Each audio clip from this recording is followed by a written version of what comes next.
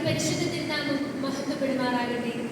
ഏറ്റവും ആദരണീയരായ വൈദിക ശ്രേഷ്ഠരെ, സ്നേഹം നിറഞ്ഞ വിശുദ്ധ മദ്ബഹായിലെ ശുശ്രൂഷകരെ, ഗുരുശ്രേഷ്ഠരെ, സ്നേഹമുള്ള മാതാപിതാക്കളെ, എൻ്റെ പ്രിയപ്പെട്ട സഹോദരി സഹോദരങ്ങളെ, ഏവർക്കും കർത്താവായ യേശുക്രിസ്തുവിന്റെ ധന്യനാമത്തിൽ എൻ്റെ സ്നേഹവന്ദനം. ഒരു വിശ്വാസിയുടെ ജീവിതത്തിലെ ആത്മീയതയുടെ ധന്യ നിമിഷങ്ങളിലൂടെയാണ് നാം ഇപ്പോൾ കടന്നുപോയിക്കൊണ്ടിരിക്കുന്നത്. ക്രൈസ്തവ സമൂഹം കാലാകാലങ്ങളിൽ ആരാധനയുടെയും ജീവിതത്തിന്റെയും ഭാഗമാക്കി മാറ്റിയ ക്രിസ്തുനാഥന്റെ പീഡാനുഭവ സ്മരണ അതിന്റെ അനുഷ്ഠാന വഴികളിൽ ചില ഓർമ്മപ്പെടുത്തലുകൾക്ക് വിധേയമാകുന്നുണ്ട്. സൃഷ്ടാവ് നൽകിയ സ്വാതന്ത്ര്യത്തെ അപ്പാടെ അവഗണിച്ച സൃഷ്ടിയും തൽഫലമായി സൃഷ്ടിയിൽ വന്നുകൂടിയ അപജയവും ആ അപജയത്തെ പരിഗണിക്കുവാൻ വേണ്ടി ദൈവപുത്രൻ സ്വയമേ ക്രൂശിൽ ബലിയായി തീർന്നു.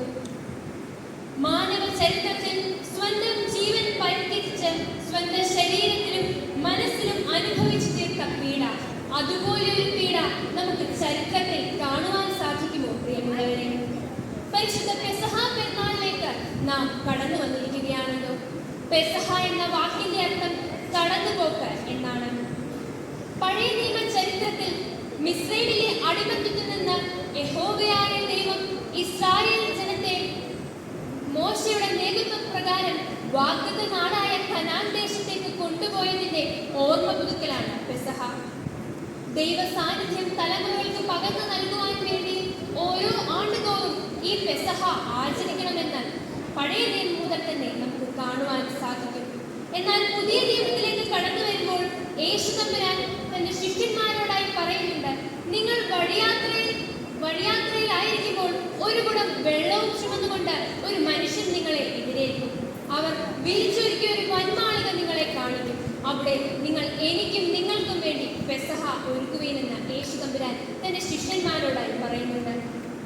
വിശുദ്ധ വേദഭാഗത്ത് നിങ്ങൾ ദൈവത്തിന്റെ മന്ദിരമെന്നും ദൈവാത്മാവ് നിങ്ങളിൽ വസിക്കുന്നുവെന്നും നിങ്ങൾ അറിയുന്നില്ലയോ എന്ന് യേശു തമ്പുരാൻ തന്റെ ശിഷ്യന്മാരോട് ചോദിക്കുന്നുണ്ട്. പ്രിയമുള്ളവരെ, യഥാർത്ഥത്തിൽ വിരിച്ചൊരുക്കിയ വൻമാളിക നമ്മുടെ ഓരോരുത്തരുടെയും ജീവിതം തന്നെയല്ലേ എന്ന് നാം ഒന്ന് ചിന്തിക്കേണ്ടിയിരിക്കുന്നു. തമ്പുരാനെ സ്വീകരിക്കുവാൻ വേണ്ടി തമ്പുരാന് വേണ്ടി ഒരുക്കപ്പെടുന്ന ഒരു ജീവിതമായി നമ്മുടെ ജീവിതം മാറുമ്പോഴാണ് യഥാർത്ഥത്തിൽ പെസഹ നമ്മുടെ ജീവിതത്തിൽ കടന്നു പോകുന്നത്. വിശുദ്ധ ലൂക്കോസിന്റെ സുവിശേഷം 15-ാം അധ്യായത്തിൽ മുടിയനായ പുത്രന്റെ ഉപമ നമുക്ക് കാണുവാൻ സാധിക്കുന്നുണ്ട്. ആ ഉപമയിൽ ആ മകൻ അപ്പനോടായി, അപ്പ, ഞാൻ സ്വർഗത്തോടും നിന്നോടും പാപം ചെയ്തു പോയി എന്ന് പറയുന്നുണ്ട്. പെസഹ പെരുന്നാളിന് വേണ്ടി പിതാക്കന്മാർ നമ്മോട് പറയുന്നത് പരിശുദ്ധ കുംഭസാരത്തിന്റെ അനുഭവത്തോടുകൂടി നമ്മുടെ ജീവിതത്തിൽ വന്നുപോയിരിക്കുന്ന തെറ്റുകുറ്റങ്ങളെ ഏറ്റുപറഞ്ഞ് മറ്റുള്ളവരുടെ ജീവിതത്തിലും നാം ഒരു അനുഗ്രഹമായി മാറണമെന്നാണ്. അങ്ങനെ വരുമ്പോഴാണ് പെസഹായ്ക്ക് നമ്മുടെ ജീവിതം യോഗ്യമുള്ളതായി തീരുന്നത്. നമ്മുടെ ജീവിതത്തിൽ വീഴ്ചകളും കുറ്റങ്ങളും കുറവുകളും ഉണ്ടാകുമ്പോഴും അതിൽ നിന്ന് തിരികെ വന്ന് യഥാർത്ഥമായ അനുതാപത്തോടുകൂടി ദൈവസന്നിധിയിലേക്ക് നാം കടന്നു വരണം. ക്രിസ്തുവിലേക്കുള്ള വിരിച്ചൊരുക്കുന്ന വൻമാളികയാകുവാൻ നമുക്ക് സാധിക്കുന്നുണ്ടോ പ്രിയമുള്ളവരെ? നിന്റെ കുറവുകളോടുകൂടി നിന്നെ സ്വീകരിക്കുവാൻ കർത്താവ് തയ്യാറാണ് എന്ന് ഈ വേദഭാഗം നമ്മെ പഠിപ്പിക്കുന്നു. തമ്പുരാൻ ശിഷ്യന്മാരുടെ കാലുകൾ കഴുകുന്ന അനുഭവം ഈ പെസഹായുടെ ഒരു പ്രത്യേകതയാണ്. അവിടെ പറയുന്ന ഒരു കാര്യമുണ്ട്, ഞാൻ നിങ്ങൾക്ക് ചെയ്യുന്നത് ഇന്നത് എന്ന് നിങ്ങൾ അറിയുന്നുവോ എന്ന് യേശു തമ്പുരാൻ തന്റെ ശിഷ്യന്മാരോടായി ചോദിക്കുന്നുണ്ട്. മറ്റുള്ളവരുടെ ജീവിതത്തിൽ ഒരു അനുഗ്രഹമായി തീരുവാൻ നമ്മുടെ ജീവിതങ്ങൾ കാരണമാകണം. വിശുദ്ധ യോഹന്നാന്റെ സുവിശേഷം 13-ാം അധ്യായം 34-ാം വാക്യത്തിൽ സ്നേഹത്തിന്റെ പാഠവും യേശു തമ്പുരാൻ പഠിപ്പിക്കുന്നുണ്ട്. നിങ്ങൾ തമ്മിൽ തമ്മിൽ സ്നേഹിക്കണം എന്ന പുതിയൊരു കൽപ്പന യേശു തമ്പുരാൻ നമുക്കായി തരുന്നുണ്ട്. തന്നെ ഒറ്റ കൊടുക്കുന്നവനെയും തന്നെ തള്ളിപ്പറയുന്നവനെയും എല്ലാം ഒരേ രീതിയിലാണ് യേശു തമ്പുരാൻ കണ്ടത് എന്ന് നമുക്ക് ഇതിലൂടെ മനസ്സിലാക്കുവാൻ സാധിക്കും. അങ്ങനെ നോക്കിയാൽ പെസഹ ഒരു പുതിയ ബന്ധത്തിന്റെ, പുതിയ മനോഭാവത്തിന്റെ പെരുന്നാളാണ്. വിശുദ്ധ കുർബാന സ്ഥാപിച്ചത് യേശു തമ്പുരാൻ തന്റെ അന്ത്യപെസഹ ആചരണത്തിൽ നിന്നാണ്. ഈ സമയം യേശു തമ്പുരാൻ തന്റെ ശിഷ്യന്മാരോടായി പറയുന്നുണ്ട്, അപ്പം എടുത്ത് വാഴ്ത്തി തന്റെ ശിഷ്യർക്ക് കൊടുത്തിട്ട് ഇതെന്റെ ശരീരമെന്നും പാനപാത്രം എടുത്ത് വാഴ്ത്തി ഇതെന്റെ രക്തമെന്നും നിങ്ങൾ ഇതിൽ നിന്ന് പാനം ചെയ്യുകയെന്നും യേശു തമ്പുരാൻ പറയുന്നുണ്ട്.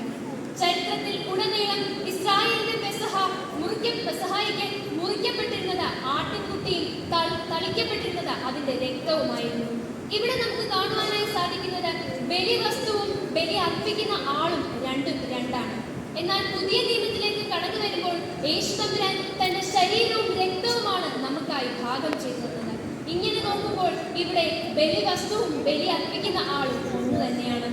എന്നാൽ അപ്പത്തിന്റെ ഭവനമായ ബേത്ലഹേമിൽ നിന്ന് അപ്പമായി വിഭജിക്കപ്പെടുകയാണ് യേശു തമ്പുരാൻ ചെയ്തത്. മാനവകുലം മുഴുവനെയും പിശാചെന്ന അധികാരിയുടെ അധീനതയിൽ നിന്ന് വിടുവിച്ച് നിത്യസ്വാതന്ത്ര്യത്തിലേക്ക് വഴിനിർത്തുവാൻ വേണ്ടി സ്വർഗത്തിലെ ദൈവം വിഭാവനം ചെയ്ത അതിശ്രേഷ്ഠമായ പരമയാഗമാണ് ഇത്. പ്രിയപ്പെട്ടവരെ, ഈ പരമയാഗം അർപ്പിക്കുന്നതിന് മുമ്പായി കർത്താവ് പരിശുദ്ധ കുർബാന കൽപ്പിച്ച് നമുക്ക് സ്ഥാപിച്ചു തന്നു. വെളിപാട് പുസ്തകം 7-ാം അധ്യായം നാം സസൂക്ഷ്മം പരിശോധിച്ചു കഴിഞ്ഞാൽ അവിടെ സ്വർഗീയ പെസഹായുടെ വിവരണം നമുക്ക് കാണുവാനായി സാധിക്കുന്നുണ്ട്. സാക്ഷാൽ അറുക്കപ്പെട്ട കുഞ്ഞാടിന്റെ ചിത്രമാണ് നമുക്കിവിടെ കാണുവാൻ സാധിക്കുന്നത്. തിരുസഭയാകുന്ന മണവാട്ടിയുടെ പ്രതിനിധിയായ വിശുദ്ധന്മാർ വെണ്ണയുടെ ജീവിതം പ്രതിനിധാനം ചെയ്യുന്ന വെള്ള വസ്ത്രം ധരിച്ച് സത്പ്രവൃത്തിയുടെ പ്രതീകമായ കുരുത്തോലകളേന്തി രാപ്പകൽ ദൈവത്തെ ആരാധിക്കുന്നുണ്ട്. നാം ഇന്ന് ആചരിക്കുന്ന ഈ പെസഹ സ്വർഗീയ പെസഹായുടെ ഒരു നിത്യ നിഴൽ മാത്രമാണ്. മിക്ക കൂട്ടുമുറികളുടെയും ചുവരുകളിൽ യേശുവും ശിഷ്യന്മാരും അന്ത്യത്താഴം കഴിക്കുന്ന ഒരു ചിത്രം നമുക്ക് കാണുവാനായിട്ട് സാധിക്കും. ഇത് പ്രശസ്ത ചിത്രകാരനായ ലിയോണാർഡോ ഡാവിഞ്ചിയുടെ ദ ലാസ്റ്റ് സപ്പർ അഥവാ അന്ത്യത്താഴം എന്ന വിലപിടിപ്പുള്ള ഒരു ചിത്രമാണ്. ഈ ചിത്രത്തിൽ ഡാവിഞ്ചിയുടെ ഈ ഒരു ചിത്രത്തിൽ നോക്കിയാൽ നമുക്ക് കാണുവാനായിട്ട് സാധിക്കും എല്ലാ തരത്തിലുള്ള ആൾക്കാരെയും ഉൾപ്പെടുത്തിയാണ് ഈ ചിത്രം. ഇതാണ് പ്രിയമുള്ളവരെ യേശുവിന്റെ ആ ഒരു മേശയുടെ പ്രത്യേകത, ദ ടേബിൾ ഓഫ് ഇൻക്ലൂഷൻ. ഇന്നത്തെ കാലഘട്ടം, അതായത് ഇന്നത്തെ സമൂഹം എപ്പോഴും എക്സ്ക്ലൂസീവ് ആയിട്ടുള്ള കാര്യങ്ങൾക്ക് പിറകെയാണ് പോകുന്നത്. എക്സ്ക്ലൂസീവ് ആയിട്ടുള്ള ന്യൂസുകൾ, exclusive things, exclusive wedding destination, അങ്ങനെ പലതും എക്സ്ക്ലൂസീവ് ആയിട്ടുള്ള കാര്യങ്ങൾക്ക് പിറകെയാണ് ഇന്നത്തെ ലോകം പോകുന്നത്.